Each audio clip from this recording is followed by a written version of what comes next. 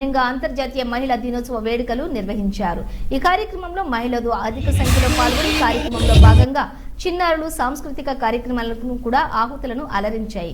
ఈ కార్యక్రమానికి ముఖ్య అతిథులుగా సంగారెడ్డి జిల్లా కాంగ్రెస్ అధ్యక్షురాలు నిర్మలా జగ్గారెడ్డి మరియు సంగారెడ్డి జిల్లా శిశు సంక్షేమ శాఖ మంత్రి డైరెక్టర్ లలితా కుమారి హాజరయ్యారు। అయితే ఈ సందర్భంగా నిర్మలా జగ్గారెడ్డి మాట్లాడుతూ పురుషులతో సమానంగా మహిళలు అభివృద్ధి చెందాలని ఆ విధంగా కృషి చేయాలన్నారు। మహిళలు అన్ని రంగాల్లో అభివృద్ధి చెందితే దేశం కూడా అభివృద్ధి చెందుతుందన్నారు। ఎక్కడ స్త్రీ గౌరవించబడుతుందో అక్కడ సమాజం కూడా అభివృద్ధి చెందుతుందన్నారు। శుభాకాంక్షలు తెలుపుతున్నాను। అండ్ ఈ కార్యక్రమానికి ఇంతటి చక్కని కార్యక్రమానికి రెడ్డి శ్రీనివాస్ రెడ్డి గారు అండ్ అరుణ గౌడ్ గారు స్పాన్సర్షిప్ చేశారు। వారికి ప్రత్యేక ధన్యవాదాలు తెలుపుకుంటున్నాను। చేసి ఇక్కడ ఒక అంగన్వాడీ సెంటర్ని అలాట్ చేయాలని అనుకున్నాను।